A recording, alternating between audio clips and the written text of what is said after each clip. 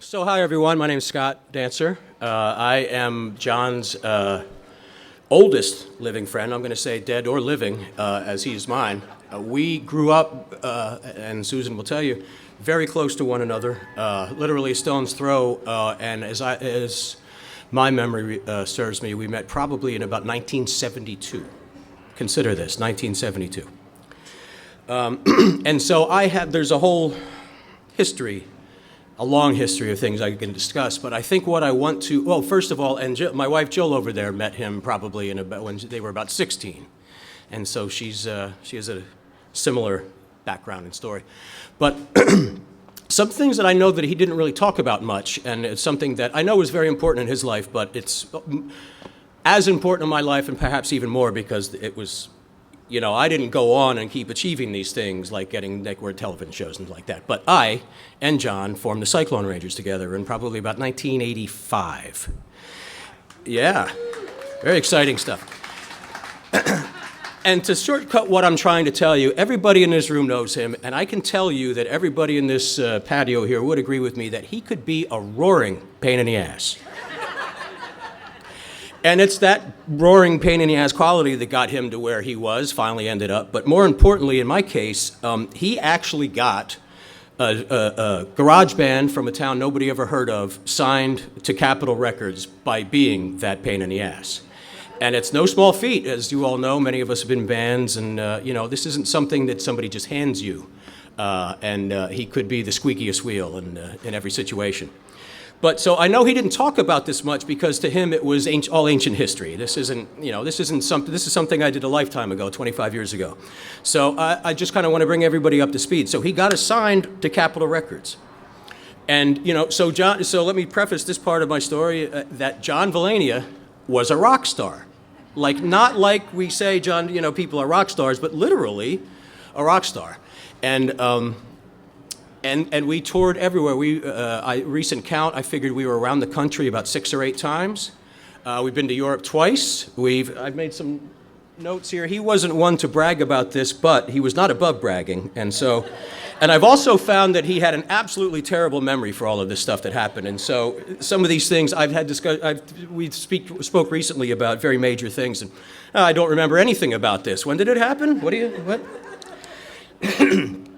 So we end up signed to Capitol Records. Our A&R guy, for those who are familiar with Gang of Four, was a gentleman, Dave Allen, who was the bass player for Gang of Four.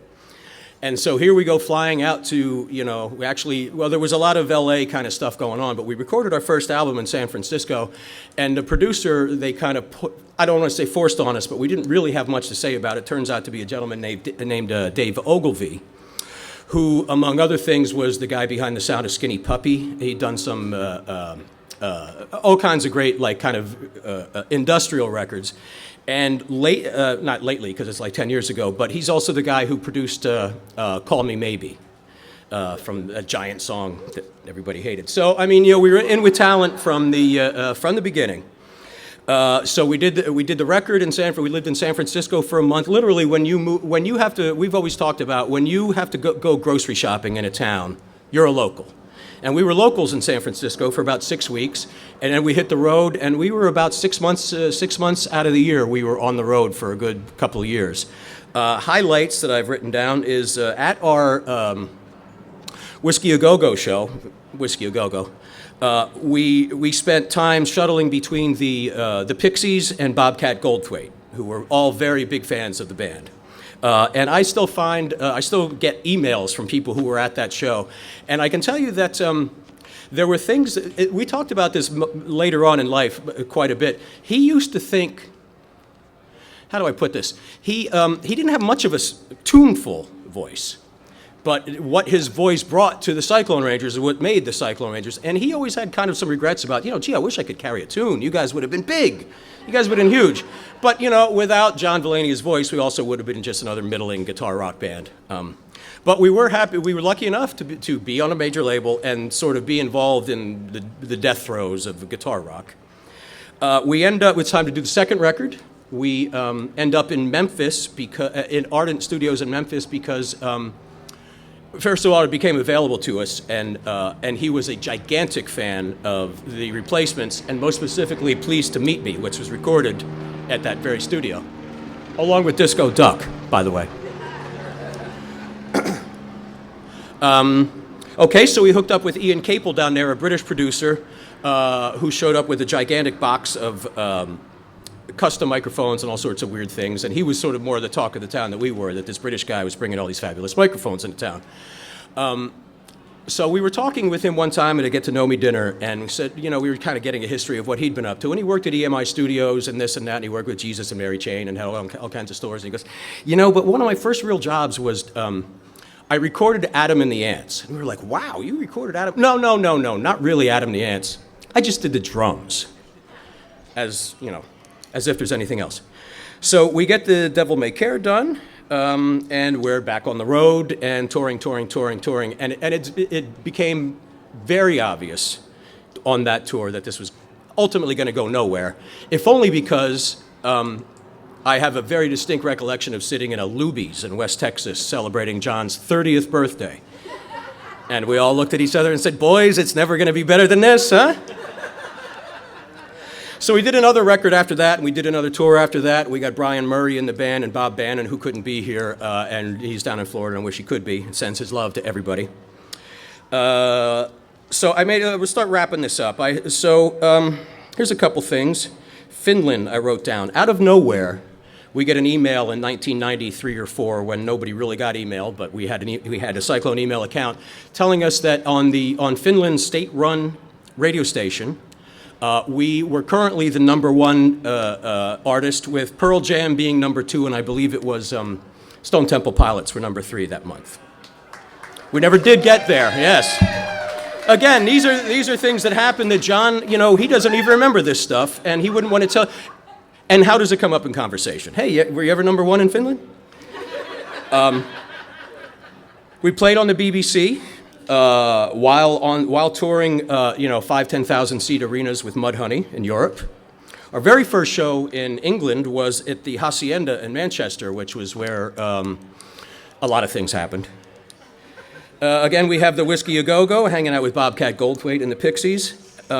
There's one other thing I wanted to add, because when we started emptying out his apartment, I sort of knew, he and I lived together for many years while the Cyclone thing was going on, and so there was this 5-drawer filing cabinet that was in our apartment, and true to John, he didn't actually have hanging full, he would just throw it in, and it was piles of stuff in the filing cabinet, and I knew it was all from the Cyclone days, so I went through there, and along with 1993 tax receipts and all this kind of stuff, I found many of his phone books. And here's a couple, and these are people who he could, because when we lived together, I saw him do it. He could pick up the phone and get these people to answer the phone and give him the time of day. Of course, we know Wayne Coyne and Bob Pollard, who I believe he still was very friendly with. Lenny Kaye, who we actually smoked a joint with in the back of our van. Alex Chilton. When we were recording in Memphis, we were lucky enough, well, this is all through John's prodding, because he wanted to get us plugged into what was going on down there with the big star people. We got very much in the inner circle with the big star people. And through a total coincidence, they just happened to be doing a reunion show while we were down there. And so we got, the royal treatment and got to hang out with Big Star in Memphis. Who else do we have? Or Jeff Tweedy. There's plenty of Jeff Tweedy stories going around. Hazel Atkins. I found he had a phone number for Hazel Atkins. If you know who he is, you're probably at least as old as we are. And the last one I want to point out is Tom Waits. He and Tom Waits had actually a relationship for a time, and I believe he visited with him 2 times that I can remember, but it may have been more than that. But he could pick up a phone call and pick up the phone and get Tom Waits on the phone. I challenge you. So I'm going to wrap all this up. I mean, I could go on forever and ever. And like I say, I know this was stuff that he didn't, not that he was embarrassed. It was just, I have other stuff going on. I'm doing a Fox show. I'm doing, I'm making a movie about something else. I got Rizzo coming up. And so he just wouldn't talk about it because he was too busy doing other things. But he and I, more me, but I'm going to bring this up because we did discuss it. There's a Herman Melville quote that I picked up through Hunter Thompson. And the quote is, "Genius all over the world stands hand in hand, and one shock of recognition runs the whole circle around." And So we were all attracted to John for one reason or another, and at the same time, because we're all here, he was attracted to us as well for some of the same reasons. So congratulations, geniuses. It's been very nice to talk with you.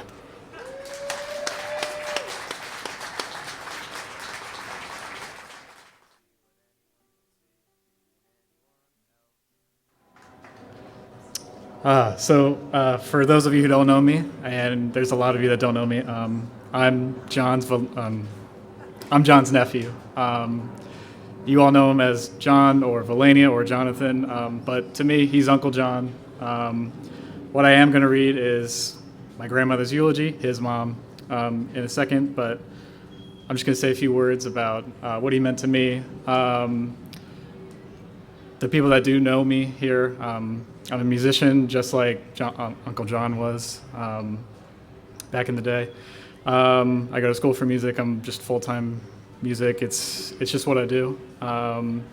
And Uncle John has always been my biggest supporter.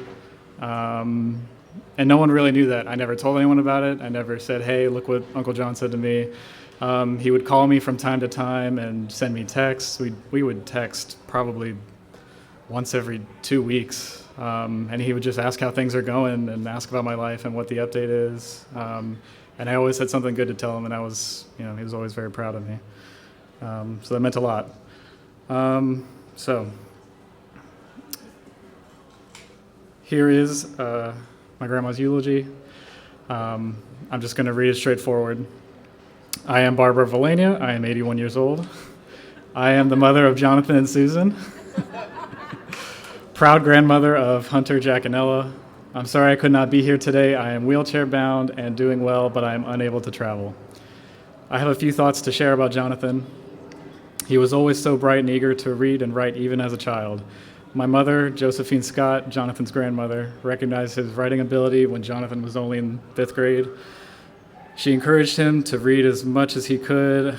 I got him a subscription to Sports Illustrated in grade school.